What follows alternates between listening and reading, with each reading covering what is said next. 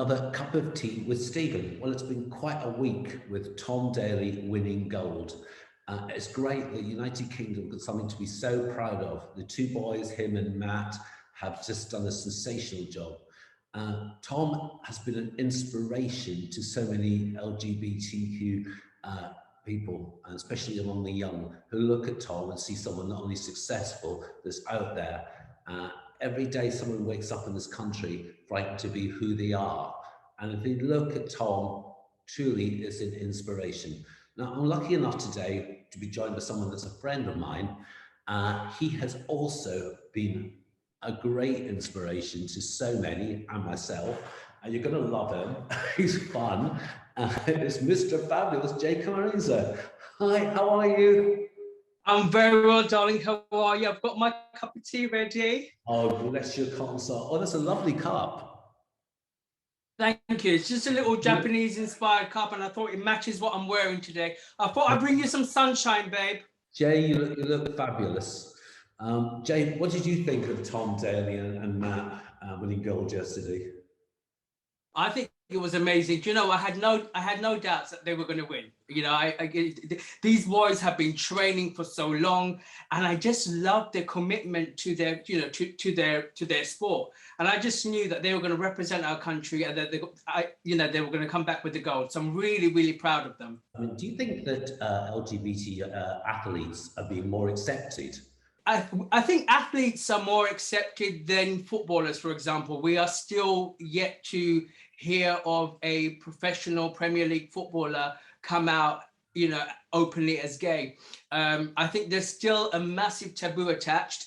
I think it is getting a little bit easier because people like Tom Daley has kind of like pioneered the way forward for like athletes. So in that retrospect, I think we've got a long way to go, but you know, baby steps. It's happening, but I don't think it's happening soon enough. Jay, on the downside, homophobia is still rife. There's been attacks in Liverpool recently, and chokes me up. Samuel Luis in Spain was murdered only a few weeks back. Last words he heard was "faggot" before he died. You have your story and could easily have been killed yourself and not here today. I'd love you to share the story with everyone because it moved me when I heard it. I'm glad you actually mentioned that, Stephen, because, you know, I've just recently done a short film where I talk about my life and what happened, and it's still, you know, these homophobic attacks are still happening, and it's rife, and young men, women, that, you know, all over the world are being murdered for just being themselves. And to touch on my past, when I was 17, you know, I got attacked by, you know, it was 7 Asian men. And, you know, it was so brutal and horrific, you know, that I needed, you know, life-saving surgery to save my life. Now, had I not have had that surgery, I would not be here talking to you, Stephen, or helping encourage and empower people with my story. And I think it's so important. We need to let people know that this needs to stop. You know, I mean, I was one of the lucky ones that survived to get to tell my story, but others, they have not survived to tell their stories. And people like myself and others who have been in a similar experience, who have had homophobia being directed towards them, we need to stand up and we need to voice that this needs to stop. Jay, I think we need to go back a little bit here because you need to tell people to really appreciate. You skipped over. You were attacked by 7 men. You know, could you tell them? Can you give the background of what has actually happened? So basically, I was signed to a record label, and the Asian community, especially the Muslim community, you know, don't really appreciate or value anybody that wants to kind of lead a creative lifestyle. And I was one of them that was, you know, wanted to lead a creative lifestyle. I wanted to sing. I had a record deal. And one day I was coming back home from actually it was a singing lesson with my record deal company. And I was cornered by 7 Asian men. They were heckling, calling me names. I couldn't run because there was 7 against 1. And it was an unprovoked attack purely because one, they didn't like the fact that I was leading a creative lifestyle. And secondly, in their eyes, I was, I was camp, I was gay. But the funny thing is, Stephen, I was 17 and I really was still discovering who I was. So, Yeah. being gay or knowing I didn't even know my identity, but for some reason they've made up their mind that this is who I am and we need to stop him. And then the attack happened, and I was in hospital back and forth, trying to recuperate and recover. How long did you spend in hospital, Jay? It was over a year and a half.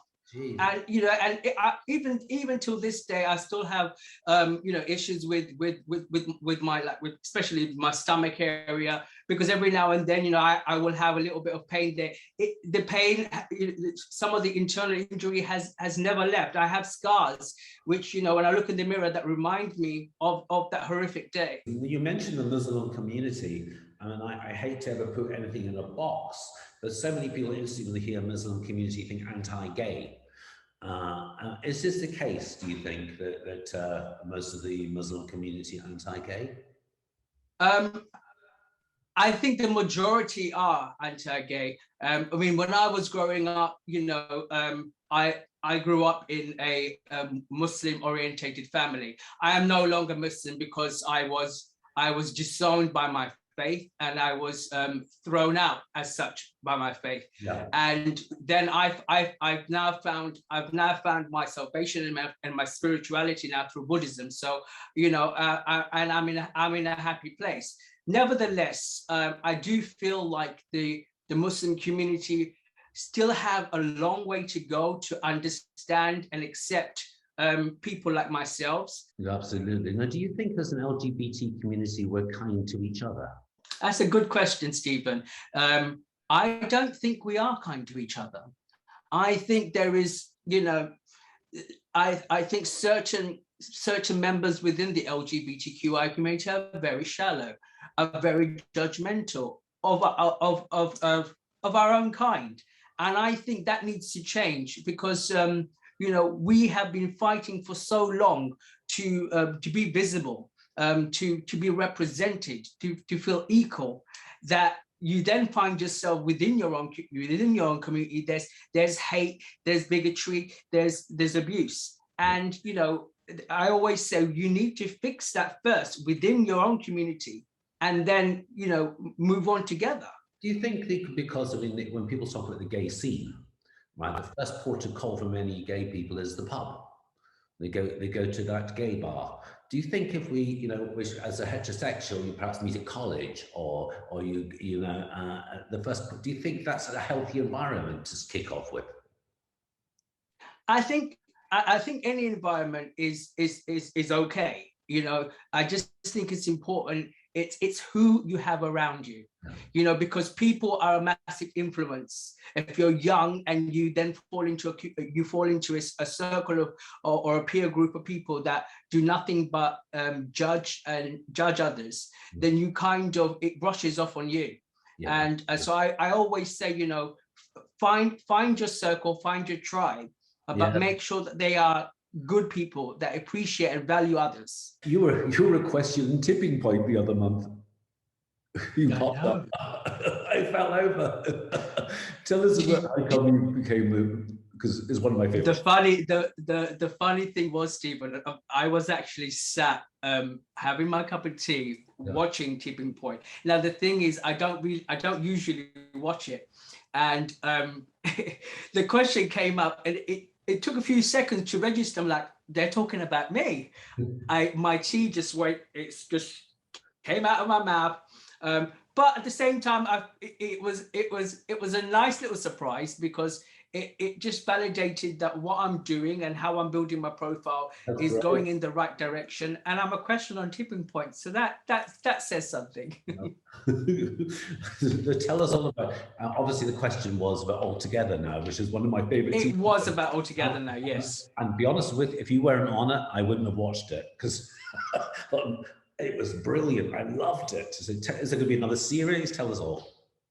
Unfortunately, I don't think there's going to be another series. However, the format has been licensed and bought by many countries all over the world. So the format is doing very, very well all over the world. I mean, I was asked actually go to Brazil to do the Brazil version, but the thing is, I don't speak Portuguese, so hence I couldn't go out there.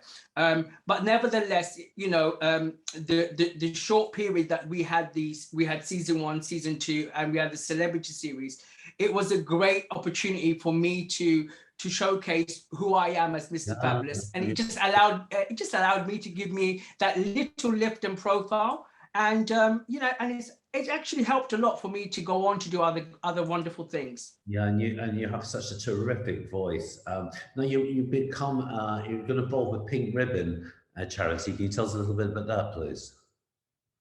Well, the Pink Ribbon Foundation is very close to my heart.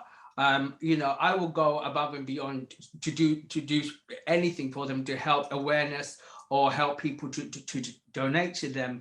And you know, I was not expecting to be given a you know, a ambassadorship. You know, I was filming a short film that is coming out very soon, and the wonderful Lisa Allen from the Pink Ribbon Foundation was there at the filming, and during one of the takes, they came out with the certificate to award me as a new charity ambassador. I was very overwhelmed. I was in tears. I was. It was wonderful, you know, to feel validated, to know that what you're doing and the awareness that you're helping doing, that they appreciate you. And I'm proud to be a male charity ambassador for the Pink Ribbon Foundation, because there is a small percentage of men that are affected with breast cancer. And so it's important to be able to share that with people. And also from a mental health point of view, you know, we as men have sisters, mothers, you know, who may be going through a situation where they might be affected with breast cancer. So it does affect us. It's a great word, isn't it? I mean, you don't have to have a cancer to be involved with a cancer charity. You know, you don't have to be poor to be involved with a poor charity. So you know, you're so right. But you and David shot to fame involving the Hungry House adverts. I mean, was it strange becoming famous overnight for an advert?